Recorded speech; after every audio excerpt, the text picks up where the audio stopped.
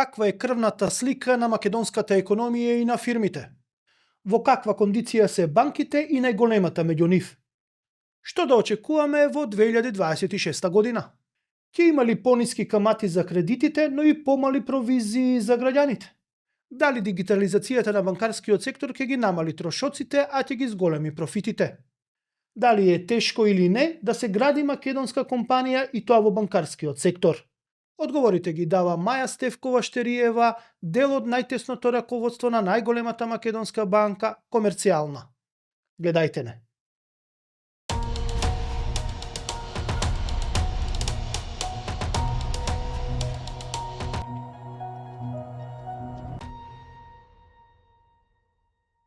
Да, како што најавив, во студиово ќе разговараме со Маја Стефкова Штериева, која е дел од топ раководството на Комерцијална банка, исто така председателка на Македонската банкарска асоциација. Она што прво прашање ќе биде, а тоа е крвната слика на македонската економија и на македонските компании. Зошто го поставувам ова прво прашање, бидејќи Штериева доаѓа од најголемата македонска банка, тоа е Комерцијална, која што работи со компаниите, но и со граѓаните, така што е прилично компетентна да ни даде одговор на оваа прашање што сите нас не интересира и да знаеме што можеме да очекуваме во 2026 година и како ни помина 25-та од аспект на компаниите и на економијата. Добро дојдовте уште еднаш, да ви кажам сега официјално. Добре најдов. Да. Ви благодарам за поканата. Да, многу, што се вика, радо виден гостин сте во подкастов, но и во другите медиуми. Ве гледам дека повторно ве има во јавноста и имате секогаш што да кажете. Доаѓате, како што реков, од една асоциација и од најголемата банка. Ајде да сумираме она каква е крвната слика на македонската економија и на македонските компании. Воопшто не е лошо. Во една реченица, но сепак нели малку повеќе треба да проговориме за тоа. Македонските компании, мора да бидеме искрени, дека работат во релативно нестабилни услови.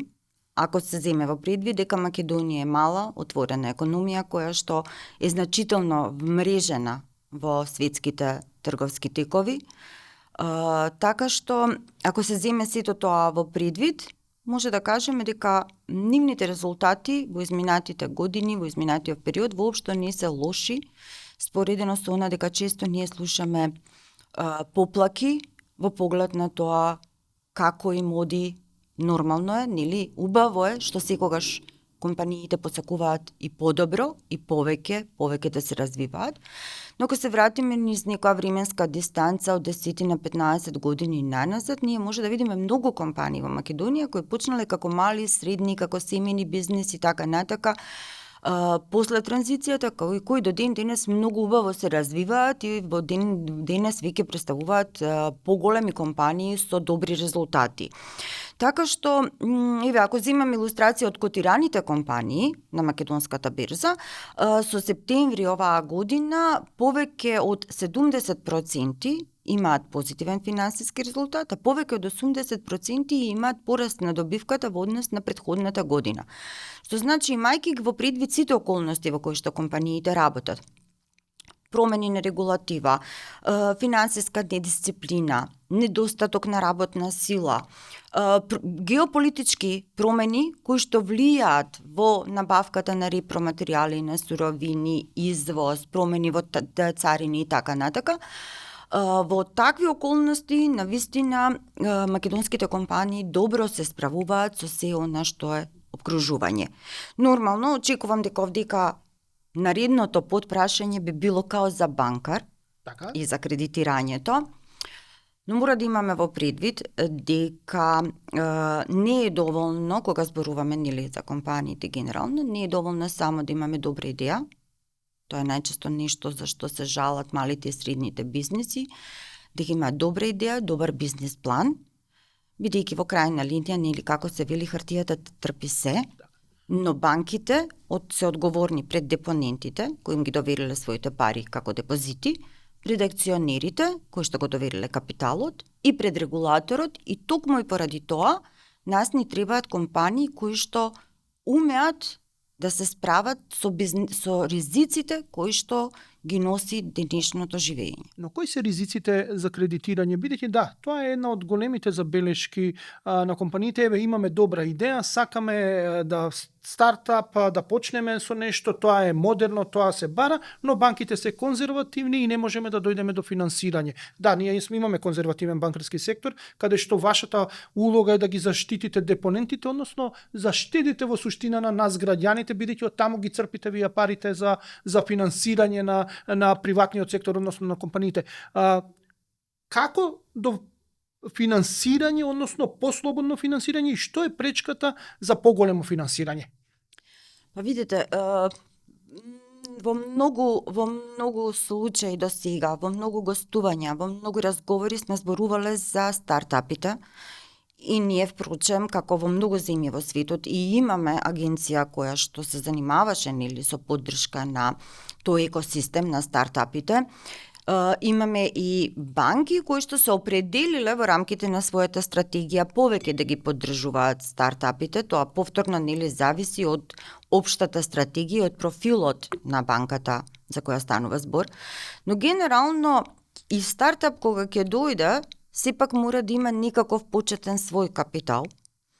Така што еден од главните проблеми е капитализираноста и општо на компаниите, но и кај стартапите не е доволно само идејата, доволно е да имате цел систем, условно кажано, на тоа како таа идеја ќе ја развиете, каде ќе го продадете производот, дали сте направиле соодветно истражување, да го презентирате тоа. Во суштина до профит како ќе дојдете? И кога па и да, како? Кога и како и кога. Прво нормално е дека на почетокот нема профит. Да. Секогаш е негативен готовинскиот тек првите години и токму заради тоа постојат програми кои што се поддржани и од државни институции, значи тоа може да биде дел од макрополитиките на една држава, или пак може да бидат грейс периоди кога само камата се плаќа, не се враќа кредитот за да се поддржат тие проекти.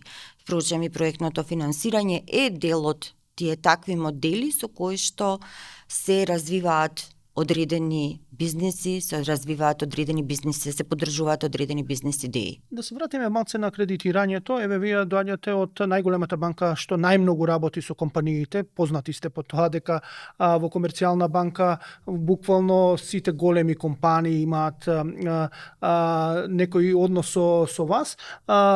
Како се оценува кредитната способност на компаниите и дали има проблеми при оценката на кредитната способност? Ние имаме чудена бизнис сектор каде што нешто е регулирано, нешто не е регулирано, нешто е во некоја си сива зона. Едноставно, како ви представува ли проблем како вас на банка, но и на банкарскиот сектор да се одреди, например, кредитната способност на одредена компанија? Видете, предпоставувам дека вие сега во ова прашање го допирате проблемот на сивата економија.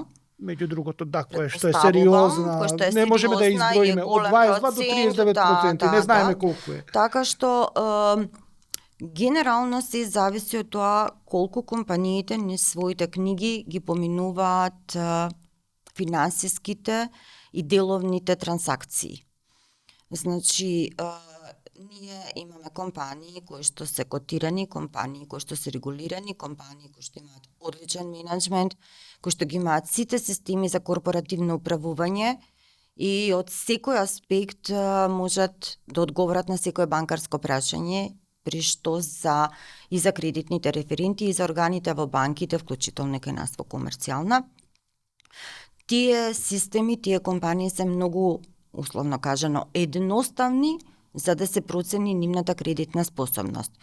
Но исто така имаме бизнеси кои што бизнесмените, односно собствениците на тие бизнеси, собствениците на компаниите, имаат многу неодговорни прашања сами пред себе, а и кон нас банкарите. Неодамна видов во некој од порталите, мислам дали беше Bloomberg, дали беше некој од другите, не е битно, финансиски советник кој што упатува на тоа дека низ разговори со мали и средни предпријатија, често собственикот не знае да каже ни колку е прометот низ компанијата, ниту пак знае за посериозните параметри на финансиското работење на компанијата да зборува, без да го викне сметководителот.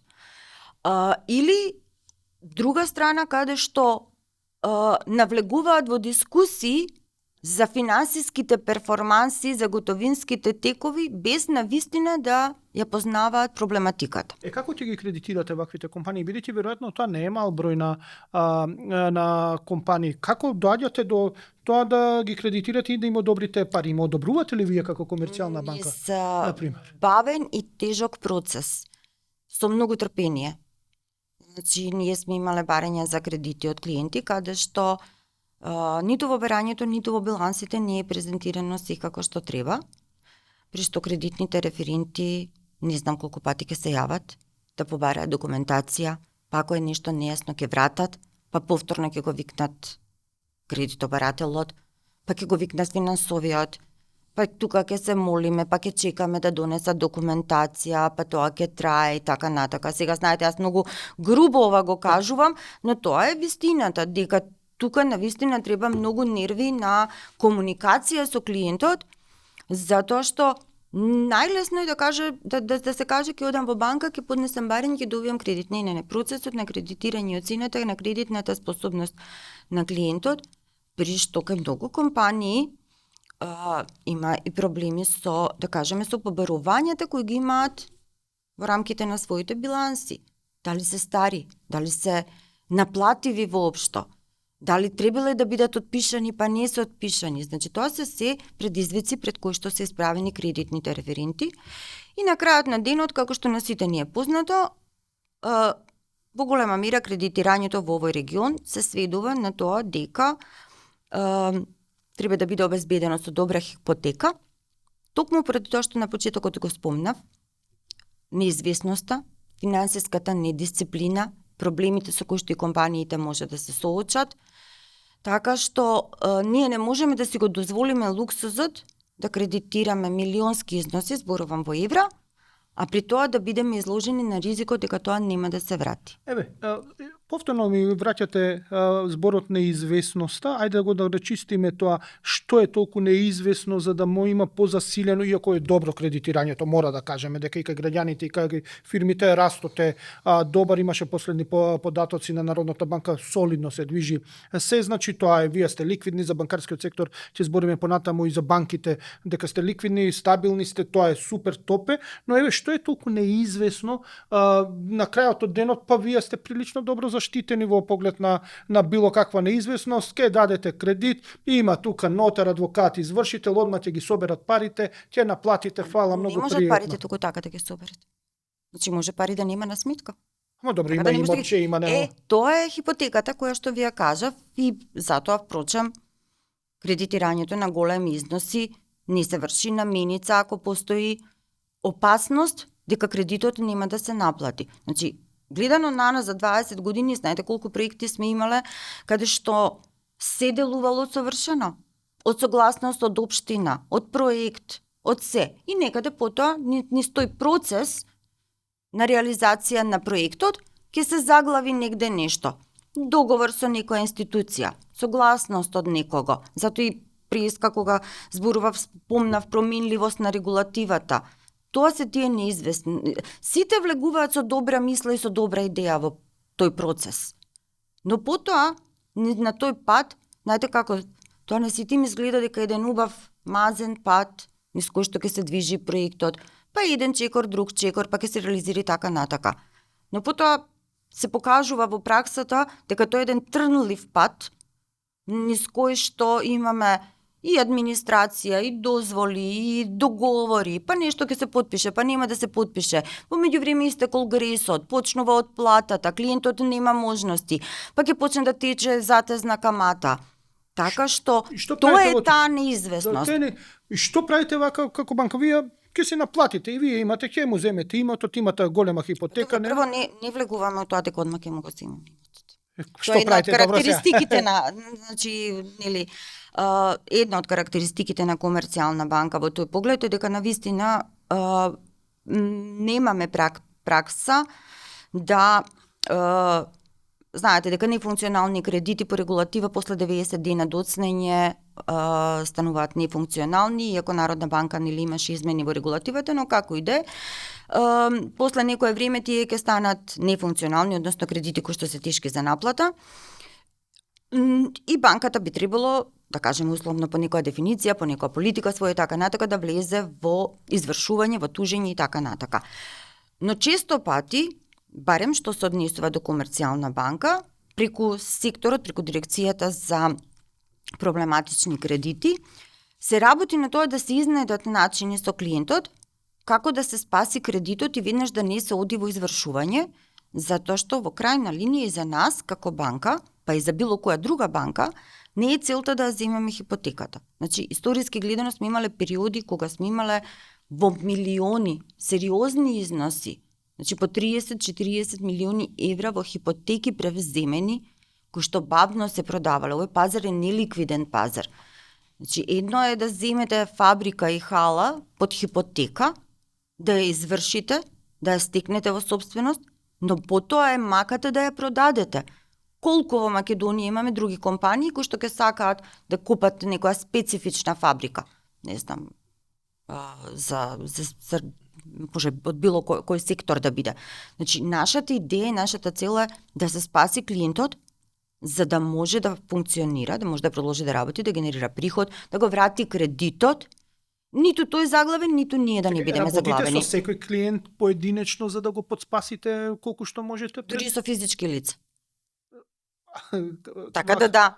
Значи, ако клиентот влезе во проблематични кредити, во нефункционални, се пренесува од сектор за кредитирање на стопанство, се зборувам на примерот на комерцијална банка, во дирекција за проблематични кредити, каде што постојат луѓе кои што се обучени да работат со клиентите за наоѓање на решенија како клиентот да не пропадне, како да не дојдеме да извршуваме хипотеки. Добро, со физички лица, на пример, имам кредит стамбен кај вас или потрошувачки малце поголем или сето тоа, ќе се трудите да ме подспасите или ќе цак извршител ќе дојде, третина од плата. Значи, најпрво се вртат телефони, па се обидуваме да ве контактираме, да најдеме начин да отплатите, па ако треба ќе се одобри некој друг кредит, ќе се консолидира, се обидуваат колегите кои што работат на таа проблематика да најдат решение. Тогаш кога веќе нема решение, може да се даде на извршител.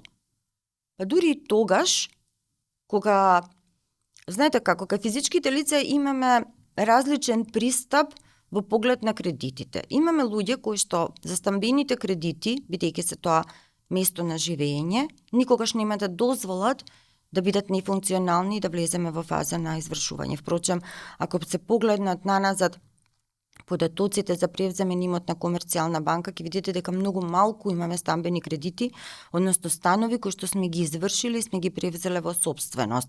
Најчесто тоа била борба за да се спасат и собствениците на становите, и кредитот, и да не извршуваме. Кај потрошувачките кредити имаме секакви приказни, вклучително заборавени обврски, вклучително добро, сега, утре, задутре, додека не дојде до ситуација дека треба да се најде некое решение, додека извршителот не тропне на врата, па потоа ќе поземам од мајка, од татко, од некој, па ќе вратам, па ќе направам некоја нова конструкција.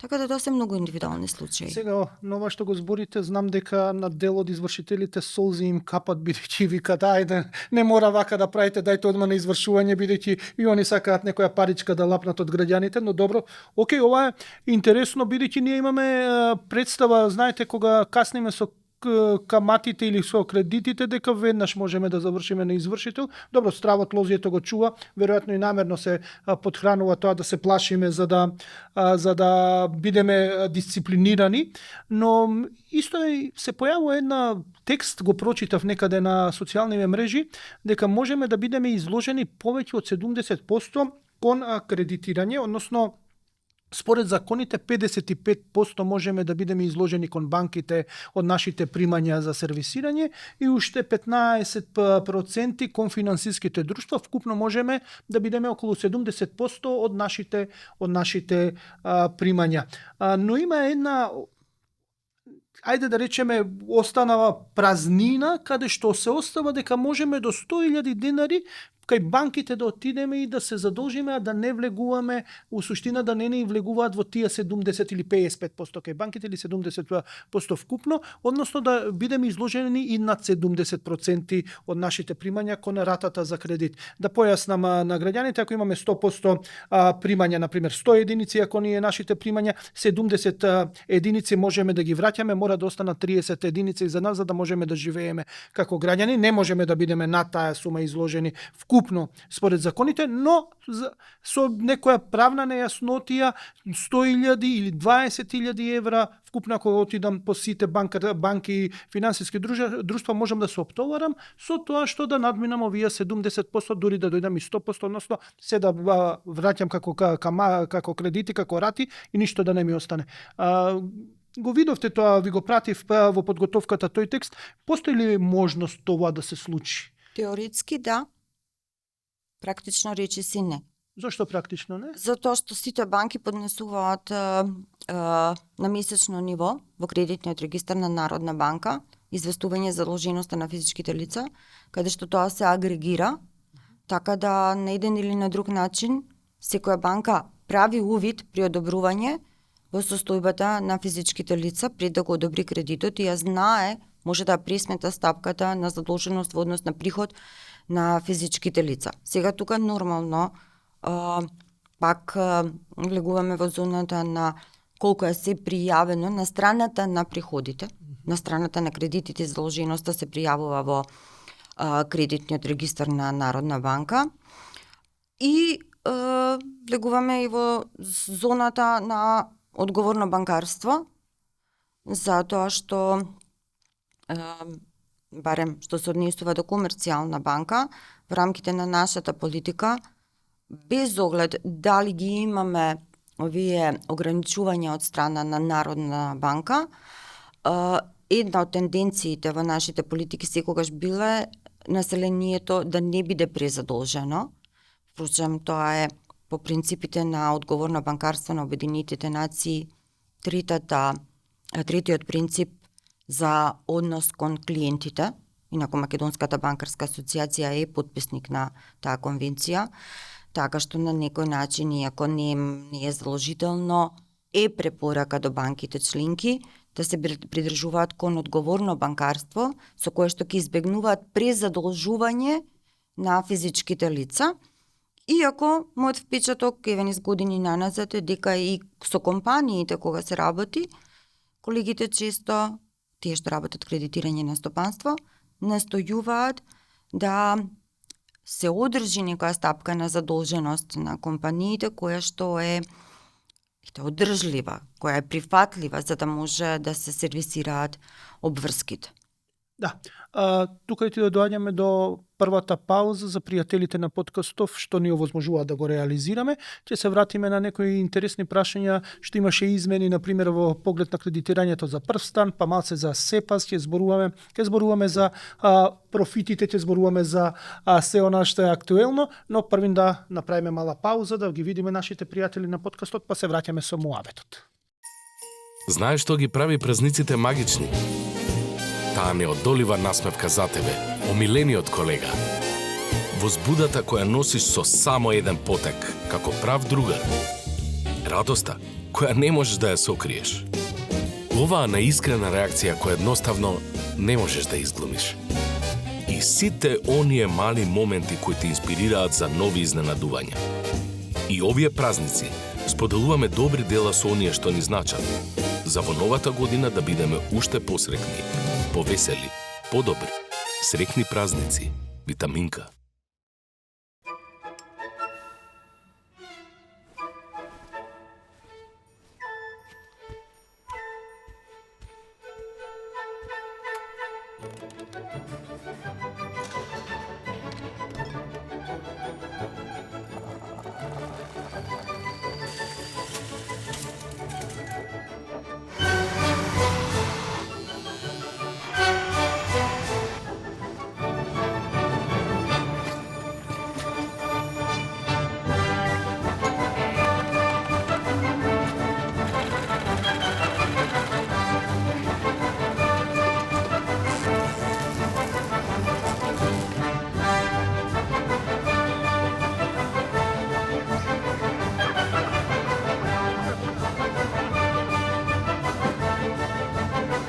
Енергија што го исполнува животот и ја осветлува иднината.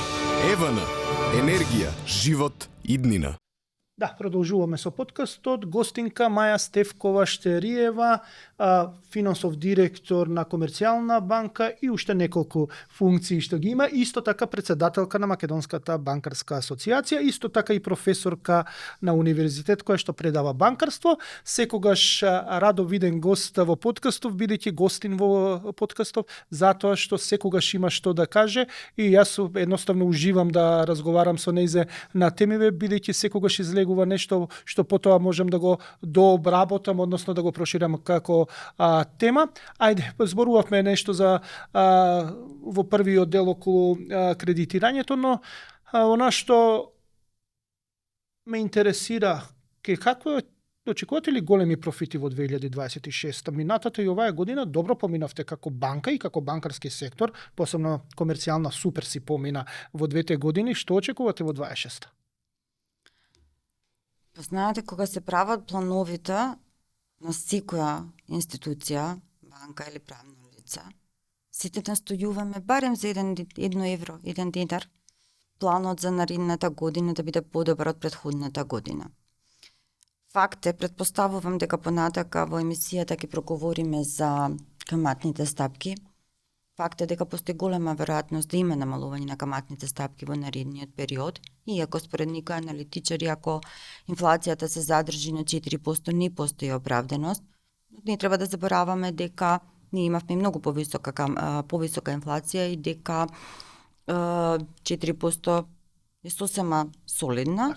Тоа не е висока, тоа е умерена, да ги рачистиме тие моменти, тоа не е висока, тоа е умерена. Дека има известни предуслови за намалување на каматните стапки, така што ако се земе во предвид дека голем дел од приходите на банките се каматни приходи, може да има намалување во тој дел. Кај провизиите исто така, иако тие со зголемување на обем на трансакции, со зголемување на економска активност на сите субјекти, правни и физички лица, нормално е да има поголем промет, да има поголем обрт, да има повеќе наплатени провизии, но и тие не очекувам драматично дека ќе се зголемуваат во наредниот период. Тоа што може би ќе влијае, како што претходно разговаравме, кај голем број банки има благодарение на резервациите имот или превземен имот кој што треба да се реализира, или пак резервации на кредити кои што може ќе се наплатат и сето тоа би било во делот или на ослободување на резервации или во делот на вонредни приходи, капитални добивки и така натака кои што би влијаеле позитивно на профитабилност. Така што очекувам дека банките во наредниот период ќе задржат солидна профитабилност, не велам дека ќе биде многу поголема од претходните години, но како што многу пати до сега сме разговарале, нивната профитабилност, ако се земе во предвид дека значителен дел оди во резерви, е многу добра заштита за системот, бидејќи во изминатиот период капиталните барања постојано се зголемуваат и во Европа за банките и кај нас преку регулативата на Централната банка, така што еден голем дел од профитите оди во капитал и резерви и се зајакнува стабилноста на системот. Така, тоа ги резервирате во случај на лоши пласмани, одвојувате пари или... ова се други резерви. Значи, кога се одобруваат кредитите, доколку имаме нефункционалност, влошување на класификациите и така натака, на товар на приходите се прават тие така наречени исправки на вредност, односно резервации. Тоа е едно. Друго е, на крајот на годината, кога го имаме профитот, еден дел може да оди во дивиденда, но еден друг дел оди во резерви. И тоа практично е позицијата капитал и резерви на банките, што припаѓа впрочем на акционерите. Теоретски, кога се пресметува, ако се продава банката, најчесто било која банка... На 100 милиона профит, добра, дел од таа сума, вие мора да ја трнете, нема да ги поделите 100%, 100 милиона да ги земат акционерите, ќе се трнете... Законски не е дека мораме, но ако се пресмета, теоретски можеме вака, да имаме 100 милиони евра профит, и акционерите да речат, оке, ние 100 милиони условно кажам, најверојатно нема да биде тоа така, ќе било која банка, ќе ги поделиме во дивиденда. Но наредната година, кога ќе се пресметаат капиталните барања, ќе излезе дека за да имаат раст на кредитирање, гаранции, акредитиви, други вонбилансни позиции и така натака, нивке им недостасува капитал. Така да ќе мора да докапитализираат банката, за да може да ги задоволат капиталните барања. И на крајот на денот, прочем, на никого не му се сплати 100% од добивката да ја земе како дивиденда, бидејќи порано или покасно ќе треба да издвои во капиталот. Во суштина, така во јавноста многу се палиме на големите профити на банките. Леле, не ограбија, што ни направија, види големи провизии и сето тоа. У суштина не оди се во джеп на акционерите, туку си оди буквално и за да може да продолжи за заштита и да продолжи кредитирањето. Добро, да појасниме, затоа и постои овој подкаст за да појаснуваме некои вакви работи, бидејќи мислам дека во јавноста не се баш најасни, но она што нас како граѓани ни боде очи или во очи паѓа, тоа е дека провизиите на банките. Значи, тоа имаме борба колку плаќаме, па 14 денари за трансакција помеѓу една и друга банка, иако е електронски, па за ова плаќаме 20 денари, 30 денари, па не знам што. Малце, како да ви кажам, стварно провизија, дигитализација, општеството се дигитализира, користиме телефони. Едноставно не ми е јасно зошто толку мало плаќаме за провизии. Можам да ве прашам нешто? Ајде слободно, да, ова е разговор, ова е подкаст. Сте биле неодамна во ресторан? Знаете кои се цените на ресторанските услуги во Македонија? Знам дека се отидени многу и затоа... На Амстердам, повеќе од Виена во некои ресторани. Не знам, не сум бил во Виена и во Амстердам одамна, мислам не сум шетал по светот. Имаме луѓе кои што одат натака навака. Во денешно време речиси во секој семејство имаме барем по едно дете кое што е надвор од земјава, за жал. Така што некако тоа ние, знаете, во тоа уживаме и тука не боли кога ќе платиме. Дури за едно кафе 60-100 денари кога ќе платиме, тоа е цена на нашето задоволство. А 14 денари за провизија за трансакција ни е страшно болно, бидејќи во тој момент префрламе пари од една на друга сметка и во тој момент ништо не чувствуваме на душата. Освен болка дека сме платиле провизија. Добро, ама болката, ама сега електронски, тоа си седам овде и тоа си е нормално. Инвестициите за софтвер, хардвер, заштита и така натака, никој треба да ги плати. Добро, банката ќе си ги плати, имате профити, затоа работите, затоа камати ова, па не мора се ние да плаќаме 14 денари за префрлање на од банка во банка. Комерцијална банка во изминатиот период, во изминатата година има цапирка 5 милиони евра инвестиции во IT технологија за дигитализација, а околу 12, мислам, некаде имам запишено, да, така, отприлика 13 милиони евра, план за 26. Така што значителен дел оди во дигитализацијата, во тоа што треба да се обезбеди за, при што знаете, тука имаме капекси, опекси, дополнително на ова што ми го зборувате за провизиите, сметете дека целиот платен промет, вклучително картичното работење, се спроведува преку некои провајдери. Виза, Mastercard, Interchange, надоместоци кои што мораме да ги платиме. Така да тој комплекс на цена на чинење на тие услуги е многу по-сложен отколку што вака на прв поглед нас не изгледа. Видете, нормално е дека аз морам да бранам позицијата на банките и како банкар и како председател на асоциацијата. Добро, граѓаните како граѓани. Но вистината е некаде измеѓу, дека на вистина има трошоци кои што така да апсолутно имавме намалување на провизиите. Познато ви е дека по барањето на гувернерот, по намалувањето на надоместоците кај МИПС, се што се заштеди од таа страна беше пренесено како ослободување или намалување на провизиите кај корисниците на тие услуги. А се прилагодивте ли на СЕПА? Се збореше дека ќе ве удри малце ќе ве удри по џебот и дека имате отпор кон СЕПА. Видете, дали имавме отпор? Не сум ги проверила до крај бројките, но според тоа што кажуваат колегите, веќе ви кажам за комерцијално, верувам дека во другите банки е слично, во моментов на излезните трансакции, значи кога нашите клиенти плаќаат кон странство, само 25% е искористена СЕПА како систем за плаќање. Зашто? Затоа што и ми е многу тешко со трговските партнери, СЕПА подразбира систем на поделба на трошоците помеѓу двете страни, помеѓу плаќачот и примачот.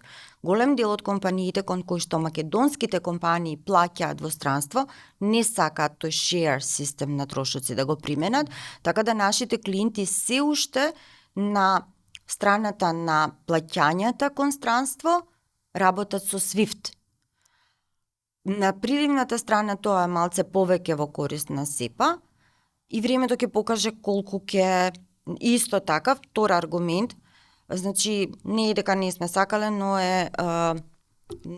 е обемен процес за кој што треба време, треба навики, да, не погоди, тоа не можам да го спорам.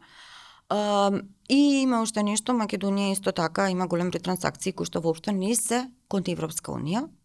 Значи, некој ми кажа, не сум сигурна, не сум ја проверила таа бројка, дека од non-EU земји Кина е најголемиот трговски партнер. Ако е тоа точно, тогаш ние не плаќаме кон Европска унија, така што имаме Турција, не е СЕПА. Така. Но имаме едно уште надоградување на СЕПА се очекува во наредниот период, а тоа е за инстант плаќањето што ќе биде, тоа е 24/7. Значи, тоа е финализирањето суштина на СЕПА плаќањето, на СЕПА системот, да се плаќа буквално без провизии помеѓу банкарски, па помеѓу со Европа да бидеме компатибилни со системот на Европската унија, не со Европа, со на Европската унија, односно на евросистемот кај што е. Како ќе го се изведе ова? Како ќе биде тоа за банкарскиот сектор, но и за вас како комерцијална банка, бидејќи да напоменеме, вие сте, па да речеме, прилично македонска компанија, немате вие мајка од странство каде што можете многу македонска компанија, многу македонска банка, така што вие сте предодредени да работите у суштина врз оноа што го имате овдека, не можете да се подпирате например на мајките фирми, односно мајките банки што се во поголемиот дел во Европската унија например. Добро, вака јас сега за инстант плаќањата ќе се вратам малку наназад, неколку години. Инстант плаќањата бе иницијатива на клириншката куќа која што е во собственост на банките повеќе години наназад. Клириншката куќа го имаше изработено тој проект за воведување на инстант плаќање во Македонија, со оглед дека луѓето од таа институција навистина се вмрежени со други клириншки куќи и други институции и платни системи во Европската унија и генерално тие се движат во тие кругови. И тој проект подолго време тие се обидуваа да ги убедат банките да го воведат. Благодарение на тоа што сме во постојана трка со различни проекти, регулаторни барања, воведување на електронска банка, мобилно банкарство, нашите тимови, IT тимови, можам да кажем за комерцијална банка, бидејќи имаме собствен центар за развивање на IT технологијата, но и тимовите на провајдерите на другите банки многу тешко може, ако се земе во предвид дека имаме ограничени ресурси во Македонија, истовремено да ги изработуваат решенијата за се ова што го зборувам, значи да се дигитализираме и со мобилни и со електронско банкарство и картичките да ги воведуваме континуирано и така натака и се она што се различни регулаторни извештаи и така натака. И практично ние долго време го одлагавме тој проект, иако беше иницииран и поттикнуван од клириншката куќа. Клириншката куќа во меѓувреме се лиценцираше по новиот закон за платни системи, има согласното со Централната банка да може да ги воведе инстант плаќањата, при што во моментов паралелно има можност, иако Централната банка верувам дека ќе го стави во регулатива како обврска инстант плаќањето преку ТИПС клонот за денари. Ке видиме во кој правец ќе се развива, значи инстант плаќањата се многу посложена проблематика од колку што се пласира во јавност. Значи тенденцијата на населението, ние сите би сакале како би требало да плаќаме на деца и натака навака во евра, тоа да биде многу брзо. Да, тоа е суштината, например. Ние далеку не е така. Значи прво еврата, впрочем, првиот чекор нема да биде за евра. Ни тоа што ќе го воведе Народна банка, ни тоа што би го вовеле Значи, би нема, го вовела, например, моето ќе биде дете, за например, на денарите. одмор во Словенија, и јас да можам во, како Не што на е, почетокот, не на почетокот. директно да му платам нето. Значи не преку инстант за евра. На почетокот ќе се работи на денарските инстант плаќања, бидејќи ние навистина мора да признаеме дека како Македонија заостануваме со самото тоа што ако сте вие собственик на сметка во НЛБ, а јас сум собственик на сметка во комерцијална, значи не можам во 3 секунди, 5 секунди да ви префрлам во НЛБ. Можам од банка на банка, да, мора јас да кај што сум вртиме во банката си системот и така натака. И тоа е првата пречка која што треба да совладаме кај инстант плаќањата и да ги воведеме денарските и да бидат во рамките на македонскиот банкарски систем инстант во секунди. Тоа што да кажеме, имателите во комерцијална банка на своји сметки и на сметки на други клиенти во комерцијална банка, тоа е во секунди. Знаете веќе колку брзо тоа се реализира.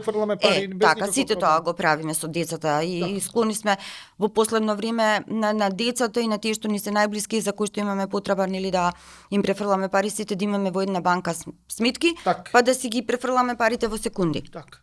Но интенцијата би требало да биде со инстант плаќањата, без оглед каде, во секој момент, на било која на ниво на банкарски систем. Може да се очекува ова за денарите?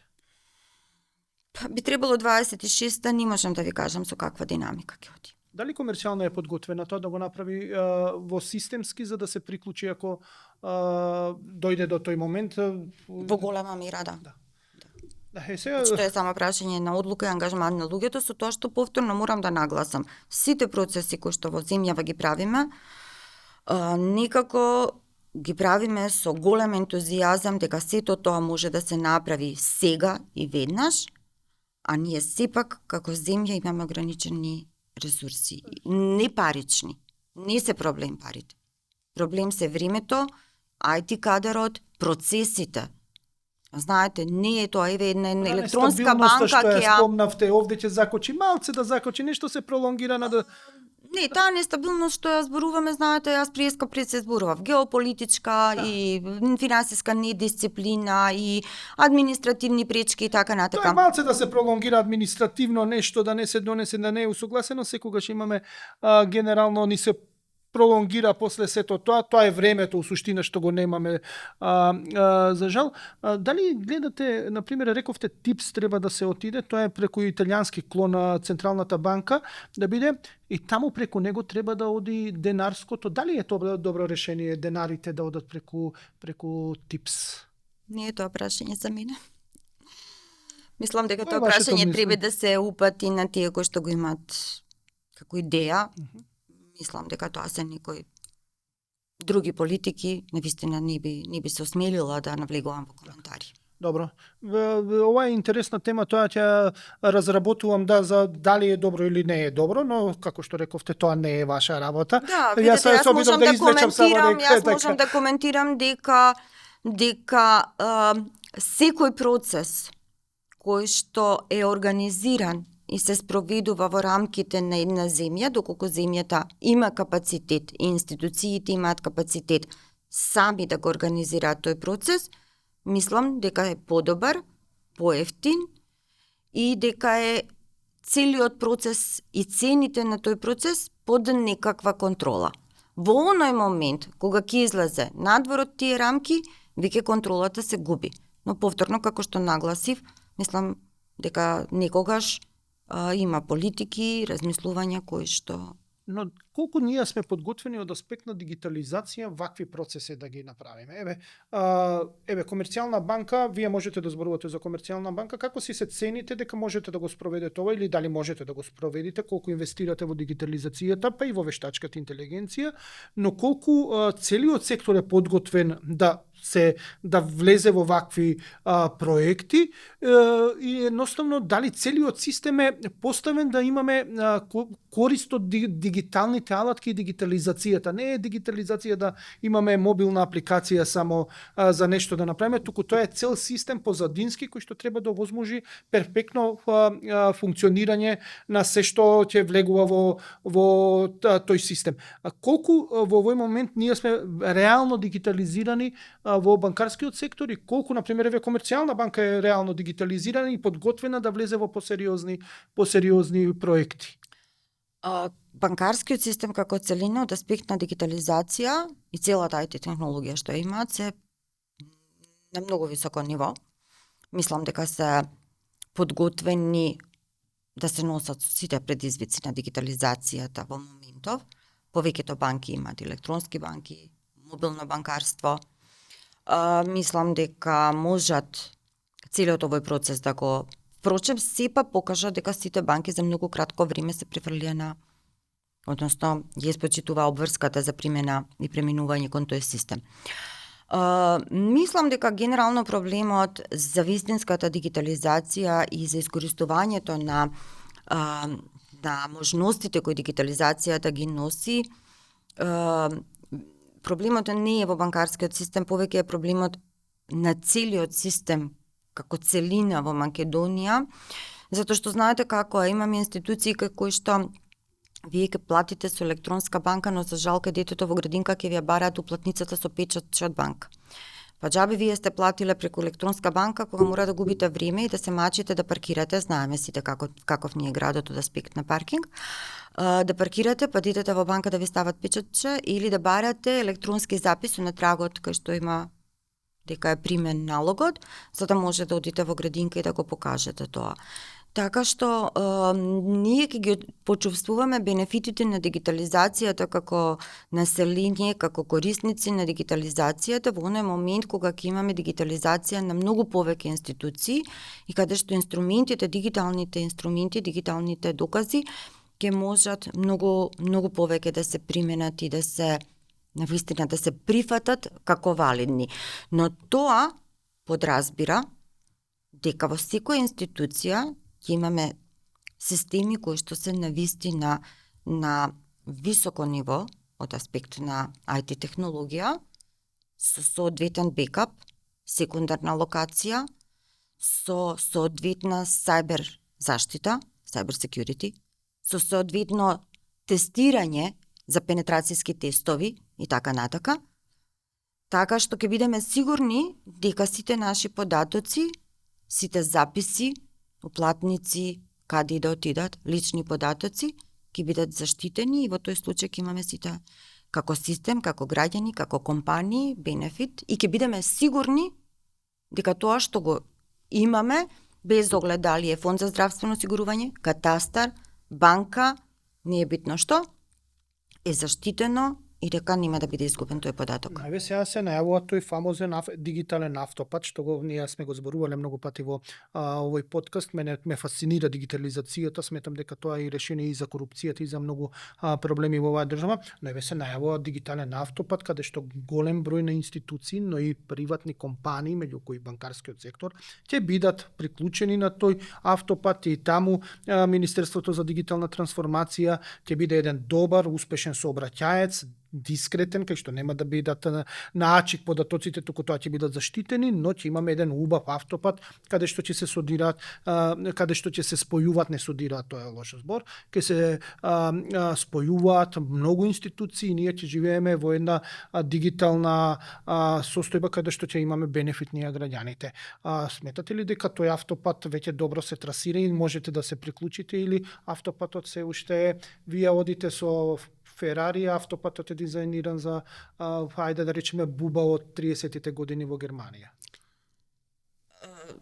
Гледам дека министерот за информатичко општество со многу ентузијазам се има впуштено во целата таа операција и сакам да верувам дека навистина тоа што го планираат ќе се реализира.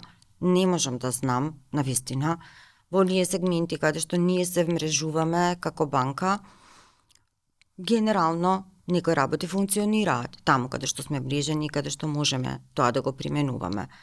Навистина останува на времето да покаже дали ќе го реализираат тоа што го имаат најавено, би било добро да го реализираат и да го реализираат на начин со карактеристики како што претходно нели ги споменав, за да навистина го имаме бенефитот од сите тие системи. Но повторно ќе нагласам, на почетокот го споменав тоа, и мислам дека просто не постои тема во Македонија за која што може да се зборува, а да не се допре тој проблем. Ние, да бидеме искрени, имаме сериозен проблем со кадрот во Македонија и дури нашиот министер за информатичко општество најдобрите системи да ги донесе, сето тоа да биде совршено, да ги има сите овие елементи кои што ви ги наброав од хардвери, софтвери, заштити, пенетрацијски тестови, така натака.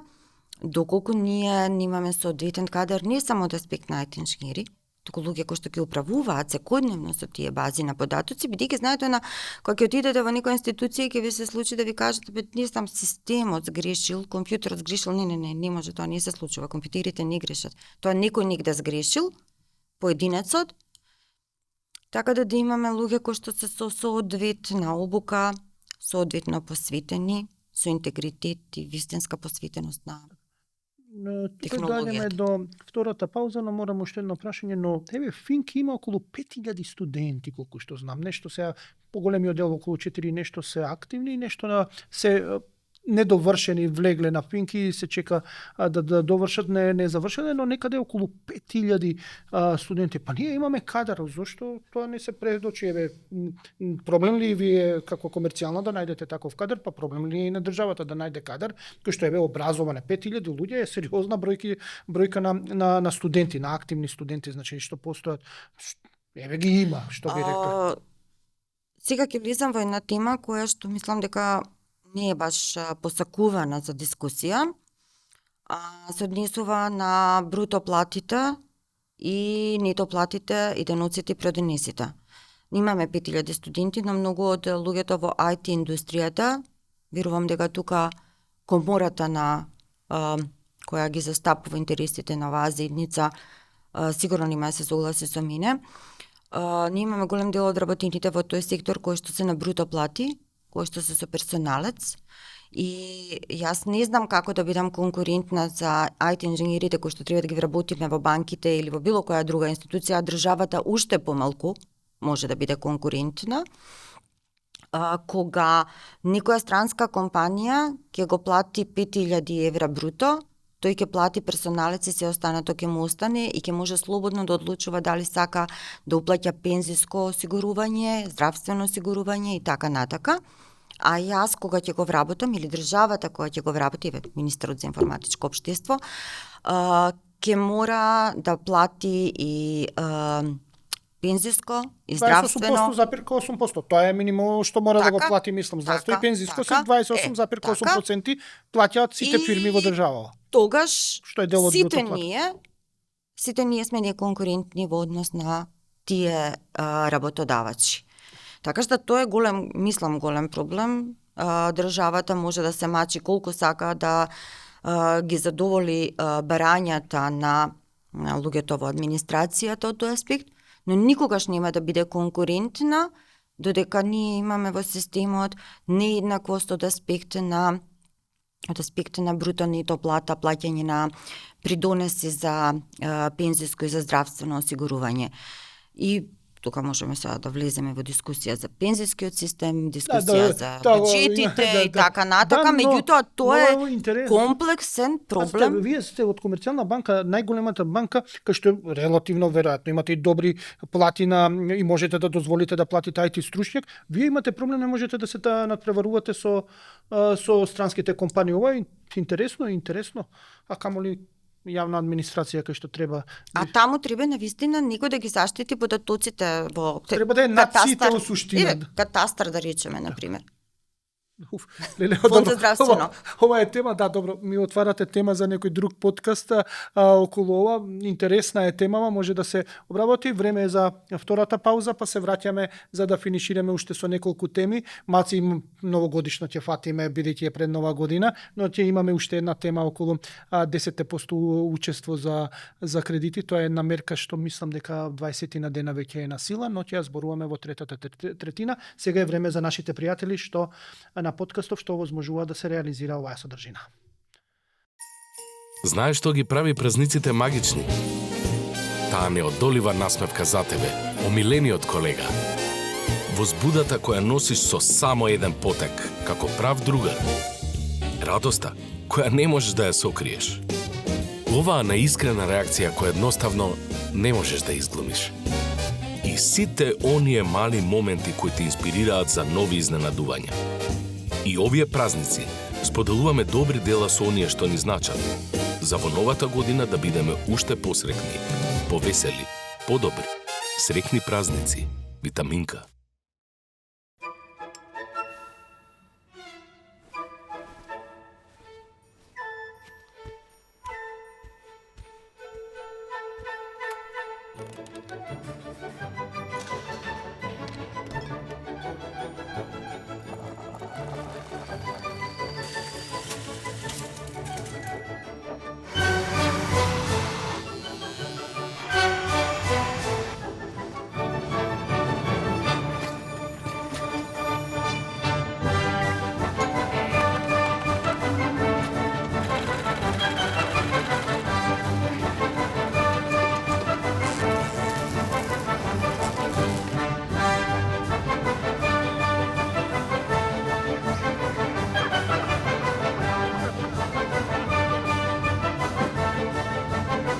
Енергија што го исполнува животот и ја осветлува иднината.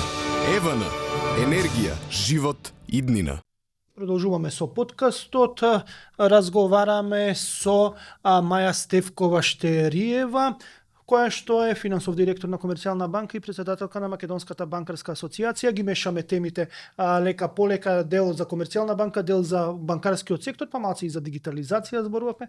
Мислам дека има што да се види, како и секогаш што има да се види кога господјата Штериева ни е гостинка, но еве едно прашање што мислам дека заслужува посебно внимание, бидејќи се однесува на банкарскиот сектор и на нас граѓаните, сите оние што сакаат да купат прва куќа, прв стан, добија олеснување од страна на Народната банка, донесе една мерка, тоа е да учеството да биде до 10% учеството за купување или финансирање за кредитирање на стан или на куќа, но во јавноста морам да кажам дека се појавува и другите теории дека тоа не е баш поволно, затоа што банките функционираат малци на друг систем околу што помало учество, тоа е поголема ризикот за банката, па не се толку лесни условите што се даваат на кредитобарателите. Ајде првин, дали заживеа оваа мерка, почнавте ли како Комерцијална да ја спроведувате и да рачистиме дали таа ги поевтини кредитите, односно им поедноставни кредитирањето на овие луѓе што сакаат прва куќа или прв стан да си обезбедат. Да, мерката е во сила. Така, од 1 декември требаше да. Така што дали ги поевтини, не, у принцип тука немаме што, мислам, каматните стапки се тие што се, условите се сега променети нормално. Дали ќе биде поевтино? За оној кој што ќе земе кредит со 10% учество, на крај на денот не верувам дека ќе му биде поевтин кога ќе кумулативно ќе се направи пресметката, затоа што неговата главница за периодот на кредитирање е поголема. На поголема главница ќе тече по камата, одnosno при зададена каматна стапка и нормално апсолутниот износ на камата на крајот на отплатата ќе биде поголем, доколку ако имал поголемо учество, главницата била помала, пресметката на каматата биде соодветно, нели, помала на помал износ. Целата мерка генерално има добра намера, након некој нема учество да му го лесни животот, но генерално од аспекти на банките е прилично комплицирана. Зошто велам комплицирана? Не дека сакам да избегам од обврската дека ние тоа ќе го применуваме или ќе го следиме и така натака, туку затоа што потребно се бараат цел сет на документи и докази дека станува збор за прв стан и обврска на клиентите сето тоа да го испорачаат. Меѓу другото, постои една одредба која вели доколку клиентот не испорача се што се бара од страна на банката, банката не го бара само од себе, туку го бара затоа што одлуката на Централната банка, на Народна банка тоа го предвидува како такво, банката може да го врати, односно треба да го врати клиентот на ЛТВ, односно на износ на кредит во однос на вредноста на стана 75%. Како тоа би се операционализирало, уште не знаеме. И на што тоа ќе личи, затоа што нели, како што самиот споменавте, ние имаме 20 дена само од кога е тоа стапено во сила. Но како и да е покомплексно од колку што на прв поглед изгледа целата таа замисла со учеството од 10%. Тоа е делот за учеството со 10%, што пак од друга страна кај останатите познато е нели дека се заострени критериумите и практично од 75 на 85% е 85. сменето. Сега,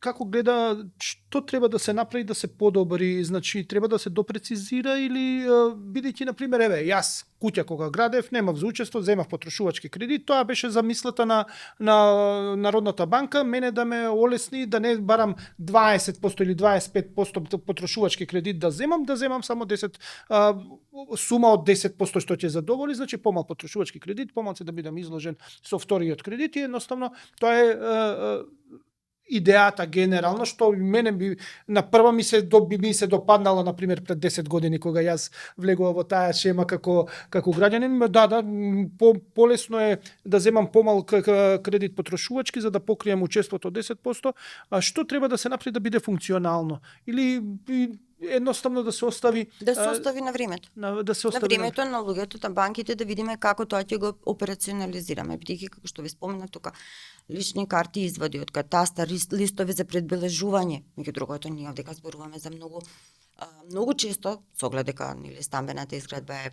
се уште во цвет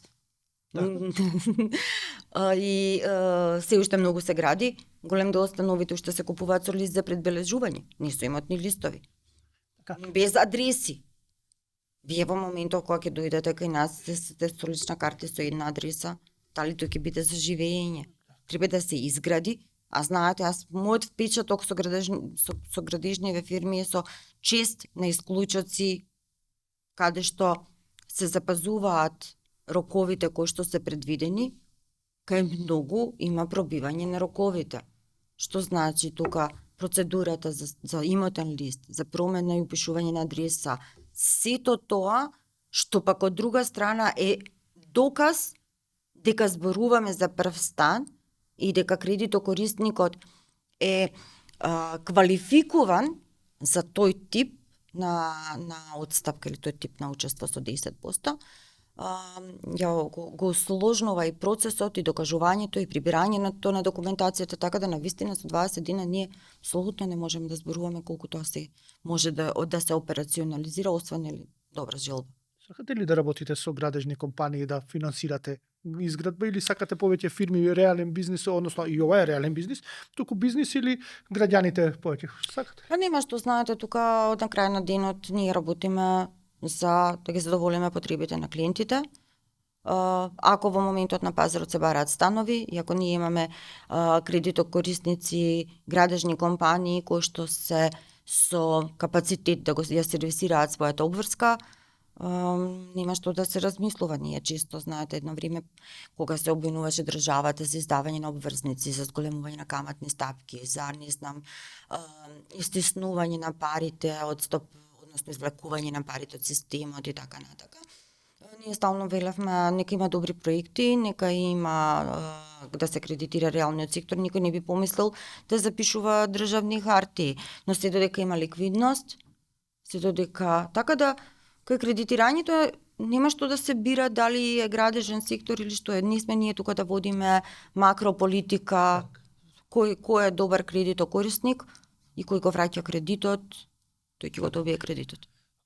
Пред да преминеме на некои полесни, поведри теми, бидејќи сепак нова година доаѓа, малце да зборуваме и за нова година. Може ли само да финишираме, спомнавте дека очекувате околу каматите и инфлацијата, зборувавме, сепак да дадеме одговор, колку би било, иако ова е прашање од $1,000,000, сум го поставил на сите банкари, колку би можеле да очекуваме да бидат каматите, например, на кредитите наредната година? Знам дека е тешко од $1,000,000, но ќе се намали 0,2-0,3 може да остане на исто. Не можам да коментирам на вистина, бидејќи ние имавме една многу специфична ситуација во изминатиот период, токму во периодот на најголемата инфлација, кога Централната банка ги зголемуваше каматните стапки, праќаше сигнали за намалување на каматните стапки, се извинувам за зголемување на каматните стапки, комерцијалните банки сите, како резултат на високата ликвидност и малиот број на проекти што се квалификувани по кредитна способност, малиот, условно кажано малиот, споредувам со капацитетот на системот, банките наместо ги изголемуваат, напротив, дури ги држа на исто ниво, па некои кај најдобрите клиенти ги поднамалува под некое условно кажано разумно ниво. Сега не знам што би било разумно. Разумно би било ако земате депозити со 4%, а кредитирате со 3%. Така да имавме една многу неспецифична ситуација во која што тој трансмисионен механизам во известна мера затеи, односно периодот на прилагодување беше многу подолг од колку што би требало, но тоа е специфика на системот како таков.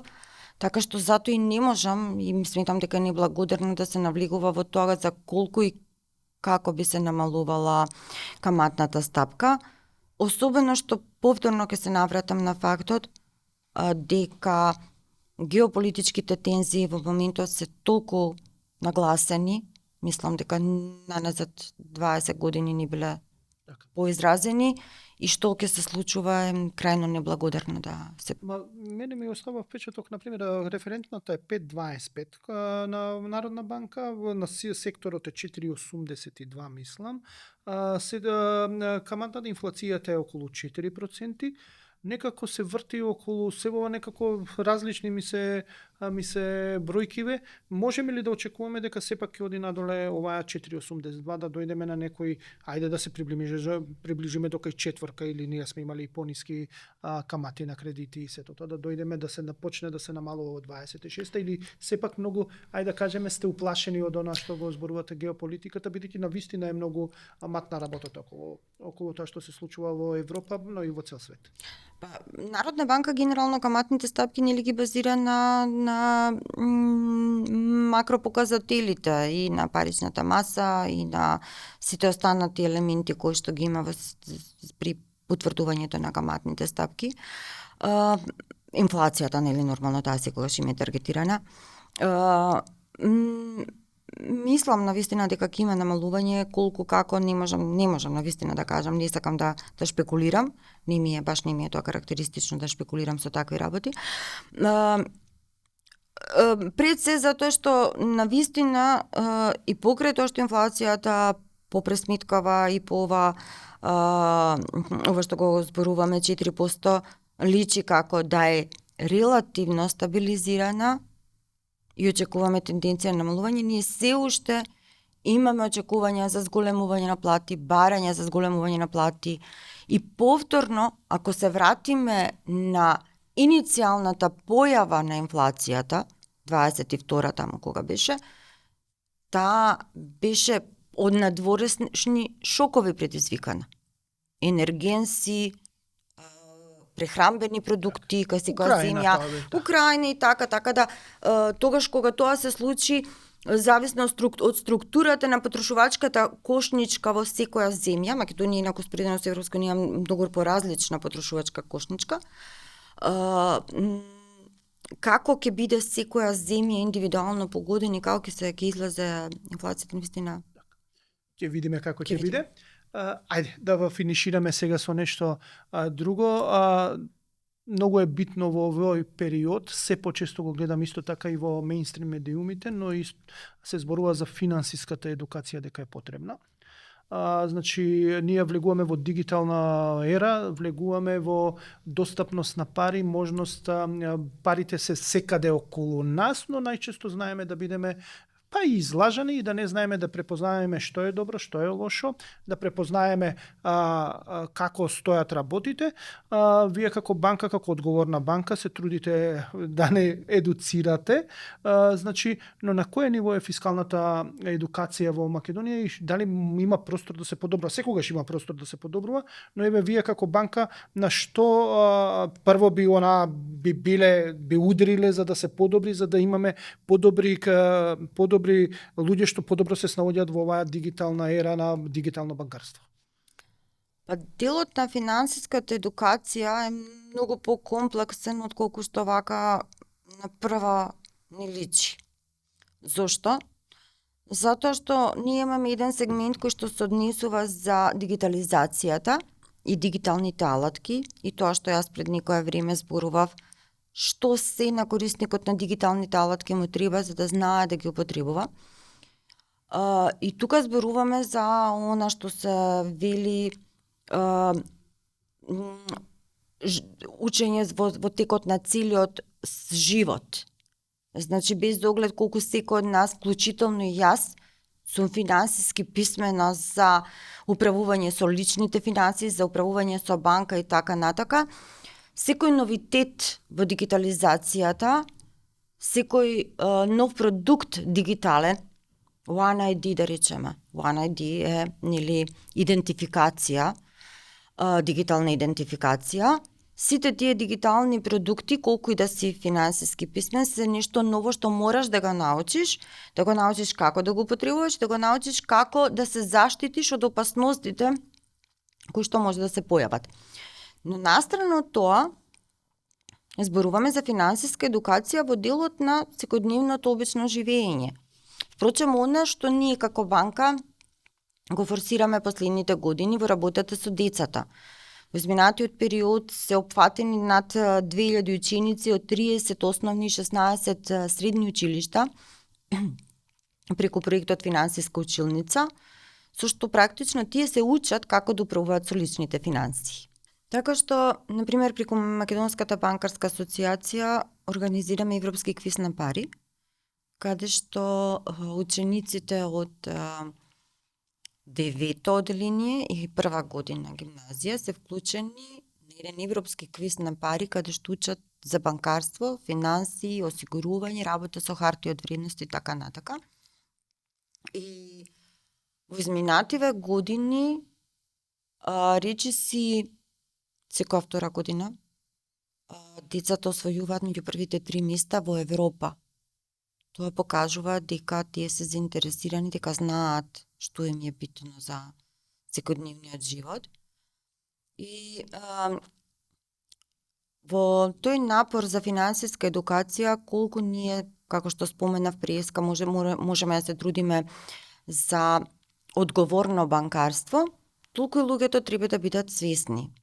Свесни во смисла што, ако се сеќавате години наназад, во системот ние имавме еден перпетуален продукт, понуден од една од банките, кој што велеше вратете 10% останатото ви outstanding, на кој што тичеше некоја камата, и луѓето беа со години заглавени со таков продукт.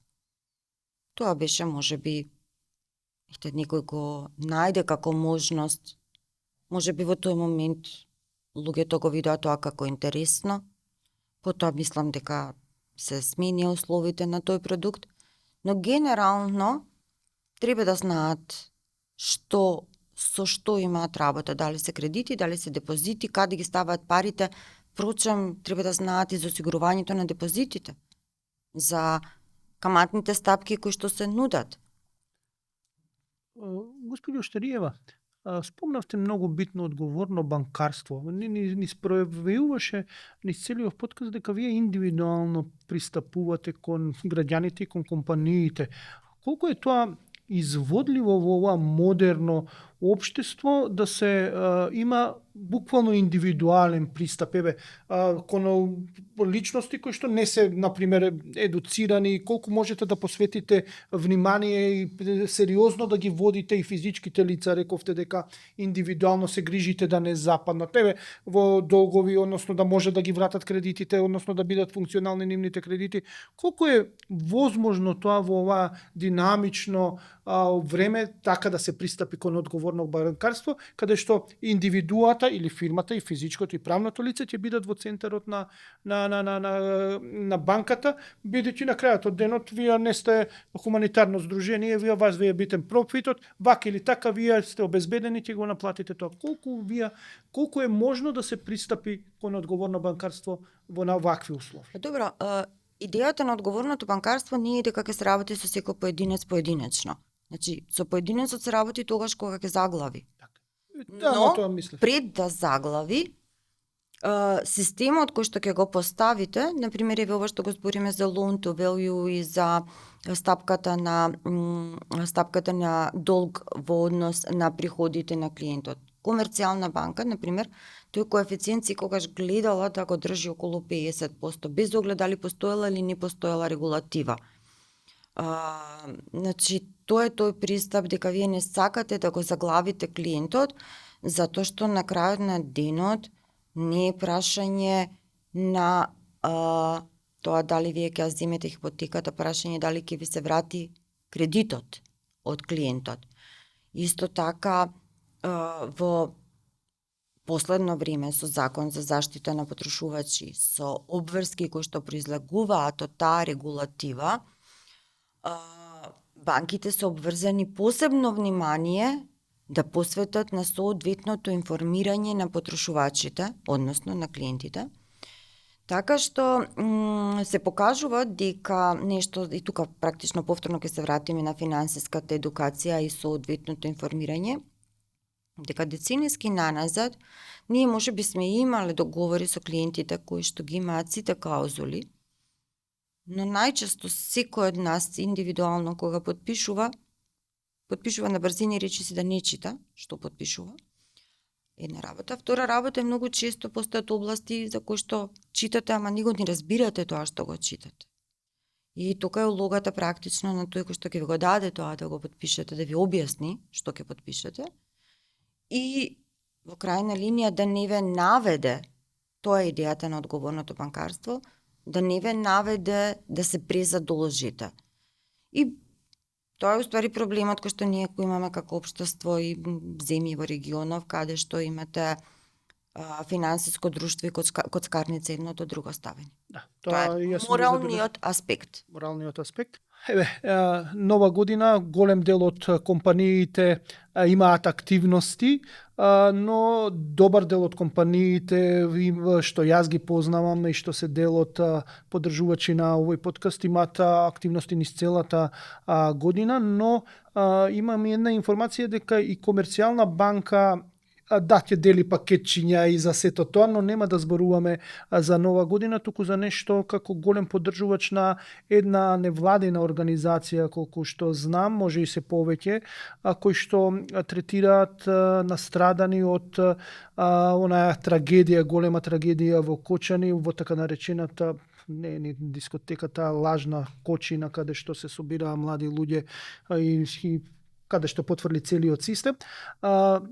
Давате, ги ја поддржувате невладините организации, се грижите за преживеаните од таа несреќа. Кажете ми, банката колку издвои средства, не е убаво да зборуваме во пари, но сакам да кажам, бидејќи тоа се многу специфични донации, не се за широка употреба, колку и што покривте до сега во оваа, дајде да речеме, во овие 9 месеци од кога се случи сето тоа? Кога се случи трагедијата, всушност во Комерцијална банка на ниво на управен одбор една од одлуките во тој поглед беше како да се пристапи за да се помогне на жртвите. Дали како банка која многу години се уште уплаќа средства во Црвениот крст да се оди преку таа организација. Дали да се пристапи кон индивидуално донирање на средства, што би било многу комплицирано, или имаше една идеја која се состоеше во тоа да се формира фондација во рамките на Македонската банкарска асоциација, каде што банки и други асоцијативни членки или подписнички за соработка би донирале средства, потоа од фондацијата би се помагало. Зошто на таков начин? Бидејќи како што се сеќаваме сите, во првиот момент не се знаеше кој колку повреден и кој ќе остане жив, а и од тие што ќе останат живи ќе бидат повредени, колку време во животот ќе им треба за да се рехабилитираат, при што зборуваме и за физички повреди и за психички трауми. Комерцијална банка во фондацијата донираше 500.000 евра во текот на минатата година, при што во фондацијата донира и дел од други банки и институции. И фондацијата е токму наменски основана за поддршка на жртвите од кочани, има повеќе активности, од индивидуални донации на децата до апарати за кочанската болница, нарачани, испорачани во процес и така натака, од апарати кои што директно ќе се употребат за жртвите до апарати кои што би помогнале во психичката рехабилитација на сите, значи не само на жртвите, туку родителите на загинатите деца. Целиот тој потфат е многу покомплексен и тежок за спроведување од колку што не изгледаше на почетокот. Но како и сме се зафатила со тоа и тоа е ongoing, трае и ќе трае понатака.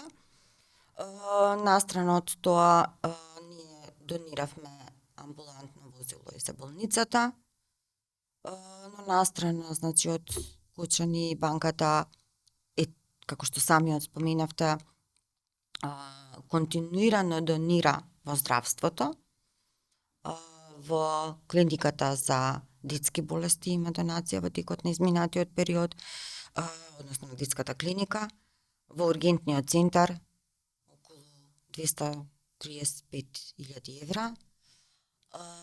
Така што во тој дел на здравство и здравствени установи има доста донации во изминатиот период. Да не зборуваме, да не се навраќаме на короната, колкави беа донациите. Зошто здравството го пикирате, ајде да речеме? Не е само здравството. Ама Сега здравството, иако е доминантно. детската градинка во кисела вода, Вервиричка, која што е како што е детското штедење во комерцијална банка со 100.000 евра донација беше таа градинка од лопата, бев јас на темелите на лопатата, до завршувањето и пуштањето во употреба и сечење на линта. Банката финансираше и помогна со донација од 100.000 евра за градинката. Понатаму имаме во Михајлово ски центар од донација од 110.000 евра. Така што не е само здравството, има и други области во кои што донираме, но и по сплет на околности некако имало потреба за жал повеќе во изминатиот период. Инаку за изминативе години околу 1.700.000 евра банката има дадено во донации. Да. Се надевам дека и останатите банки и останатите компании ќе го следат овој пример и нема да се случува тоа само за нова година, толку во текот на целата година ќе види. Во текот на целата година. Да, тоа ми е битно, затоа што сепак треба да се помогне на заедницата. Господјо Штериева, ви благодарам што бевте дел од овој подкаст. Мене ми останува да ви пожелам среќна 2026 година. Првин здравие, среќа, долг живот понатаму, успешна кариера уште повеќе, иако според сите мерила во Македонија сте исклучително успешна во обавувањето на својата дејност, така што мене ми останува да ви посакам се најдобро за наредната година. Ви благодарам за поканата. Исто. Се најубаво. Фала, се гледаме во некој успешен подкастот и понатаму. Ќе се потрудиме. Настрана одлично здравје и среќа. Ќе се потрудиме, се надевам ќе не бидете повторно гостинка за некои други теми, кога ќе има, ајде да речеме, пожешки банкарски теми, каде што ќе треба да објаснуваме. Благодарам уште еднаш. Ова е се за оваа 2025 година. Се гледаме наредната година. Сите што не следите, среќна нова година, здравие, среќа, успеси. Ви пожелувам, а оние што не следат, пренесете им дека сум им пожелал и нив, односно кажете им дека Горан Теменугов им пожелува на сите да им биде убаво во 2026 година. Посебен поздрав до сите што го поддржуваат овој подкаст, да имаат исто така успешен бизнис, да им цвета секако што треба, за да може да го реализираме. Од мене толку, се гледаме за една година, односно се гледаме на 15. јануари. Здравие Боже!